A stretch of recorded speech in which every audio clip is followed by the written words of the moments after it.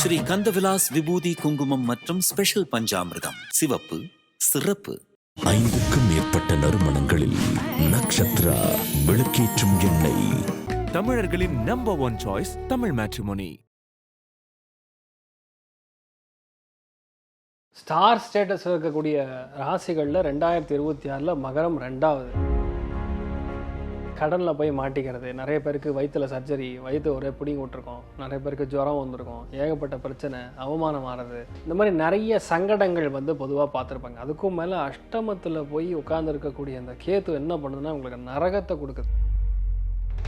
இந்த 7ஆம் இடத்துல உட்காந்து யாரை பார்ப்பான்னா டேரெக்டாக உங்களை தான் பார்ப்பார். வீட்டை இந்த டோரை திறந்து அங்கே ஓப்பன் ஆகும். அந்த மாதிரி அந்த 7ஆம் இடத்துடைய பார்வை பலத்தை கொடுக்கறதுனால உங்கள் வீட்டில் உங்களுக்கு நல்ல காரியம் நடக்கும். அப்பா அம்மாவுடைய பாசமே கிடைக்காத சில இடங்களில் கூட இப்போ ஃபேமிலியில் ஒன்று சேரக்கூடிய பிராப்தம் ஏற்படும். மகர ராசியில் இருக்க பெண்களுக்கு இந்த வருஷம் எப்படி இருக்கும்? எதிர்பார்க்குற அளவுக்கு இருக்காது. சார், மகர ராசியில் இருக்கின்ற அரசியல்வாதிகளுக்கு இந்த வருஷம் எப்படி இருக்கும்? மக்களுடைய செல்வாக்கு மிக அதிகமாக பெற்றிருக்கக்கூடிய ராசின்னு சொன்னால் மகரம் தான். 2வது, எந்த அளவுக்கு நீங்கள் வேலை செய்கிறீங்களோ அந்த அளவுக்கு உங்களுக்கு செல்வாக்கு கண்டிப்பாக உயரும். சொந்த தொழில் செய்கிறவங்களுக்கு தான் அதிகமான ஒரு வளர்ச்சியை ஜூன் மாதத்துலேருந்து நம்ம பார்க்க போகிறோம். அது வரைக்கும் வேலைக்கு போகிறவங்க இருக்கிற வேலையை விட்டுட்டு புது வேலைக்கு போகக்கூடிய, ஜம்ப் அடிக்கக்கூடிய பிராப்தம் இருக்குது. ஏன்னா 2ல் ராகு உட்காந்துருக்கனால ஆசை அதிகமாக இருக்கும். மெயினாக ராஜகணபதியை பிடித்து கொண்டால் போகிறோம். மகராசி நண்பர்கள் ரொம்ப அற்புதமாக இருப்பீங்க. ஐபிசி பக்தி நேயர்கள் அனைவருக்கும் அன்பு வணக்கம். பிறக்க போகிற 2026ஆம் ஆண்டு மகர ராசிக்காரங்களுக்கு எப்படி இருக்க போகுது அப்படிங்கிற மாதிரியான பல தகவல்களை நம்மோடு பகிர்ந்து கொள்வதற்காக ஜோதிடர் ஆச்சாரியா ஹரிஷ்ராமன் சார் நம்ம கூட இணைந்திருக்கிறார்கள். சார் வணக்கம் சார். வணக்கம்மா, நமஸ்காரம். மகர ராசிக்காரங்களுக்கு இந்த 2026ஆம் ஆண்டு எப்படி இருக்க போகுது? ஸ்டார் ஸ்டேட்டஸ் இருக்கக்கூடிய ராசிகளில் 2026 மகரம் 2வது. லிஸ்ட்டில் செகண்ட் அப்படின்னு சொல்லுவாங்கள்ல, அந்த மாதிரி A1 A2 அப்படிங்கிற மாதிரி A2ல் இருக்குது. நல்லதுக்காக. ஏன்னா இது வரைக்கும் நீங்கள் பட்ட கஷ்டம், அவமானம், கடனில் போய் மாட்டிக்கிறது, நிறைய பேருக்கு வயிற்றில் சர்ஜரி, வயிற்று ஒரே பிடிங்கி விட்டுருக்கோம், நிறைய பேருக்கு ஜுரம் வந்திருக்கும், ஏகப்பட்ட பிரச்சனை, அவமானம் ஆகிறது, இந்த மாதிரி நிறைய சங்கடங்கள் பொதுவாக பார்த்துருப்பாங்க. அதுக்கும் மேலே அஷ்டமத்தில் போய் உட்கார்ந்துருக்கக்கூடிய அந்த கேத்து என்ன பண்ணுதுன்னா உங்களுக்கு நரகத்தை கொடுக்குது. அடி வயிற்று கீழே நிறைய பிரச்சனை, ஸ்கியாட்டிக்கானால நிறைய பாதிப்பு, நரம்பு தானே, அந்த நரம்புனால் ஏற்படக்கூடிய பாதிப்புகள், சில பேருக்கு கிட்னி ஸ்டோன்னால் ஏற்படக்கூடிய பாதிப்புகள், நைட்னா தூக்கமே வராது, புரண்டு படுத்துப்பாங்க.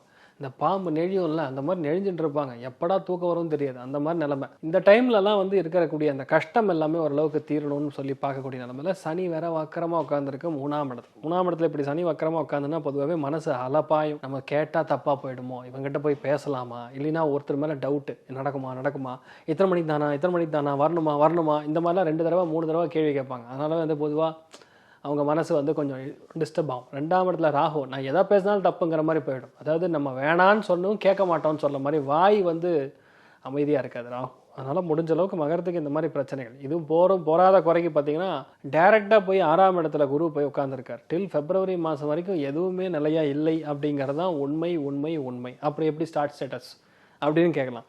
மகரம் அப்படியே 6ஆம் இடத்துலேருந்து 7ஆம் இடம் சொல்லக்கூடிய சமசப்தமத்துக்கு போய் உட்கார போகிறார். சமசப்தமம் உட்கார்றது மட்டும் நல்லதில்லை. திரிகோணத்தில் சனி இருக்கிறது அபரிவிதமான முன்னேற்றத்தை கொடுக்கும். ஏன்னா சனி வக்கர நிவர்த்தி அடைஞ்சிருவார். இந்த 7ஆம் இடத்துல உட்காந்து யாரை பார்ப்பார்னா டேரெக்டாக உங்களை தான் பார்ப்பார். வீட்டை இந்த டோரை திறந்து அங்கே ஓப்பன் ஆகும். அந்த மாதிரி அந்த 7ஆம் இடத்துடைய பார்வை பலத்தை கொடுக்கறதுனால உங்கள் வீட்டில் உங்களுக்கு நல்ல காரியம் நடக்கும், உங்களுக்கு சுப காரியம் நடக்கும். வீட்டில் ஆல்ரெடி கல்யாணம் ஆயிடுச்சுன்னா குழந்தை பிறக்கும், 2ஆம் குழந்தை பிறக்கும். நிறைய பேருக்கு எப்படா திருமணமாகும்னு உட்காந்துருப்பாங்க. அவங்க அத்தனை பேருக்கும் திருமணமாகக்கூடிய பிராப்தம். நிறைய பேருக்கு வீட்டில் பெரியவங்களுடைய சம்மதத்தோட திருமணமாகக்கூடிய வாய்ப்புகள், பல பிரச்சனைகள் ஓடக்கூடிய நிலைமைகள். இனிமேல் ஒய்ஃப் பேரில் ஒரு அருமையான வீடு வாங்கலாம், கணவர் பேரில் ஒரு வீடு வாங்கலாம், ஒய்ஃபுக்கு நகை போடலாம், இல்லை கணவருக்கு ஒரு நல்ல ஒரு வண்டி வாகனங்கள் வாங்கி கொடுக்கக்கூடிய பிராப்தம். ஏன் கணவர் கூட கண்டிப்பாக நகை போடலாமே, அவங்களும் வாங்கலாம் அப்படின்னு சொல்லி ஒருத்தருக்கு ஒருத்தர் ஒத்தாசையை, ஒருத்தருக்கு ஒருத்தர் சப்போர்ட்டிவாக இருக்கக்கூடிய ஒரு நிலைமைகள் ஏற்பட்டுருக்கு. கண்டிப்பாக மகர ராசியில் பிறந்திருக்கக்கூடிய ஆட்கள் யாராக இருந்தாலும் சரி, அவங்க மனைவி பேர்லையோ அவங்க கணவர் பேர்லையோ பொது தொழில் ஆரம்பிக்கக்கூடிய பிராப்தம் ஏற்படும்.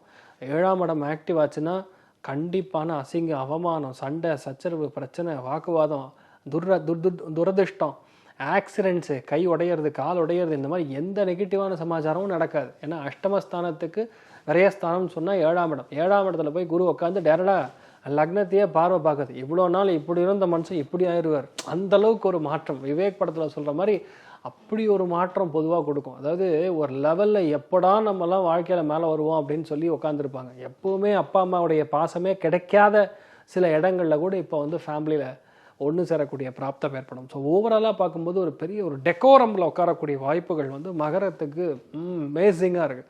அதனால் வந்து 2026 மகரம் ஒரு ஸ்பெஷல் ஸ்டேட்டஸ்ன்னு சொல்கிறதுல எந்த ஒரு பிரச்சனையும் கிடையாது. அதுக்கு முன்னாடியே நிறைய கடன்லாம் க்ளோஸ் பண்ணுவாங்க. ஏன்னா 10ஆம் இடம், அதுக்கப்புறம் விரயஸ்தானம், அதுக்கப்புறம் பார்த்திங்கன்னா தன குடும்ப வாக்குஸ்தானத்துக்கு குருவுடைய பார்வை பலம் வர்றது, ராகு மேலே குரு பார்வை வர்றதுங்கிறது ஒரு அதிர்ஷ்டம். எல்லாருக்கும் அப்படி வராது. அதனால் குடும்பத்தில் சில விபரீதமான வார்த்தைகள், சில விபரீதமான பிரச்சனைகள் ஏற்பட்டிருந்தாலும் அதுலேருந்து தீர்வு கிடைக்கும். வாழ்க்கை துணைக்கு ஹெல்த் பிரச்சனை வந்து சரியாகும். ஆப்ரேஷன் எதாவது பண்ணி அதை சரி பண்ணுவாங்க. ஸோ அந்த மாதிரி நிறைய மாற்றங்கள் பொதுவாக கொடுக்கும். 7ஆம் இடத்துக்கு வந்துச்சுன்னா 100% உங்களுக்கு நல்லாயிருக்கும். ஒய்ஃபோட ஹெல்த்து பார்த்துக்கணும். அதாவது கணவனுடைய ஹெல்த்து, மனைவியோடைய ஹெல்த்து கொஞ்சம் பார்த்துக்க வேண்டிய நிலைமை இருக்கும். ஸோ ஓவராலாக மகரத்துக்கு ஒரு ஃபேண்டாஸ்டிக்கான ஒரு க்ரீமி டைம் அப்படின்னு சொல்லலாம். மகர ராசியில் இருக்கின்ற குடும்ப தலைவர்களுக்கு இந்த வருஷம் எப்படி இருக்கும்? ஃபஸ்ட்டு விஷயம் ஹெல்த் சூப்பராக இருக்கும். அதுதான் இருக்கிறதுலே பெரிய விஷயம். ஆரோக்கியம் தான் மெயினாக வந்து நல்லாயிருக்கும். அடுத்தது ஆரோக்கியம் மட்டும் கிடையாது, ஃபினான்ஸும் நல்லாயிருக்கும். ரெண்டாவது செல்வாக்கு அதிகரிக்கும். ஒரு வார்த்தை சொன்னால் மரியாதை கொடுப்பாங்க. அதுக்கு மேலே என்ன வேணும் ஒரு குடும்ப தலைவனுக்கு? சார், மகர ராசியில் இருக்க பெண்களுக்கு இந்த வருஷம் எப்படி இருக்கும்? எதிர்பார்க்குற அளவுக்கு இருக்காது. அதாவது நம்ம ஒன்று எதிர்பார்ப்போம், ஆனால் நடக்கிறது ஒன்றா இருக்கும். ஜூன் வரைக்கும் அது அப்படி தான் இருக்கும். ஜூனுக்கு அப்புறம் நீங்கள் என்ன எதிர்பார்த்தாலும் நடக்கும். அதாவது சில விஷயங்கள் லேட்டாக தள்ளி நடந்தாலும் அது நமக்கு நல்லதுக்காகவே நடக்குதுன்னு நம்ம எடுத்துக்கணும். கடகஸ்தானத்துக்கு எப்போ குரு வருதாரோ ஆட்டோமேட்டிக்காக இவங்களுக்கு தான் நடக்கும். மகரத்தில் பிறந்த அத்தனை பேருக்கும் பொதுவாகவே நல்லா நடக்கும். நிறைய விஷயங்கள் வந்து நம்பி சில பேரை வந்து நம்ம கூட வச்சுப்போம். ஆனால் அவங்கனாலேயே துரோகம் நடக்கும்னு உணரவே மாட்டாங்க. இன்னொன்று தெரியுமா, மகரத்தை பொறுத்த வரைக்கும் ஒருத்தனை நம்பிட்டாங்கன்னா அந்த குதிரைக்கு கடிவாளம் கட்ட மாதிரி இப்படியே இருப்பாங்க. வீட்டில் சொல்லுவாங்க, தப்புடா புரிஞ்சுக்கோடா அவங்களா பட்டு புத்தி வந்தால் தான் புரியுங்கிற மாதிரி ஜூனுக்கு அப்புறம் தான் புரிய வரும்.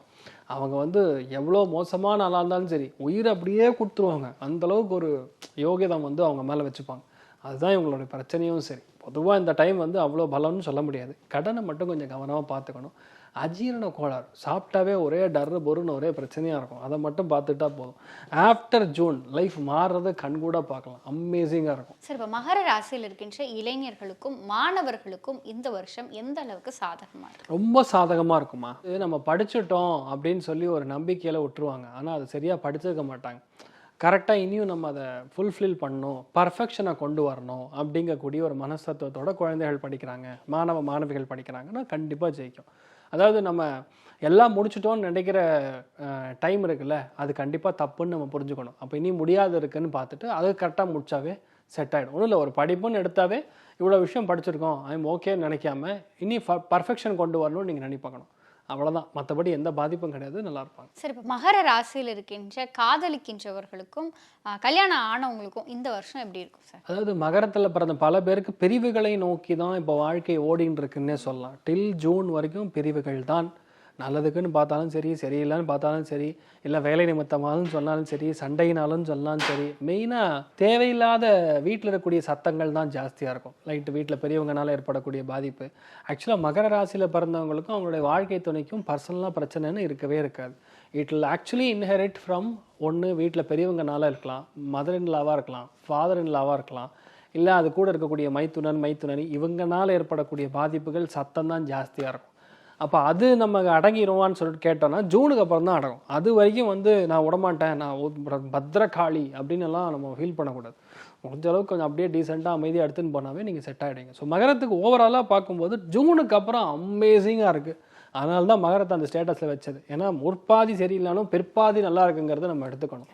அதனால் நீங்கள் நல்லா இருப்பீங்க. சார், மகர ராசியில் இருக்கின்ற அரசியல்வாதிகளுக்கு இந்த வருஷம் எப்படி இருக்கும்? மக்களுடைய செல்வாக்கு மிக அதிகமாக பெற்றிருக்கக்கூடிய ராசின்னு சொன்னால் மகரம் தான். ரெண்டாவது, எந்த அளவுக்கு நீங்கள் வேலை செய்கிறீங்களோ அந்த அளவுக்கு உங்களுக்கு செல்வாக்கு கண்டிப்பாக உயரும். லைஃப்பில் நிறைய விஷயங்கள் தள்ளி போயின்னு இருக்க காரியங்களில் இப்போ களத்தில் நின்று வேலை செய்யக்கூடிய நபர்களில் யார் நல்லா பண்ணுவாங்கன்னா மெயினாக மகரம் தான்.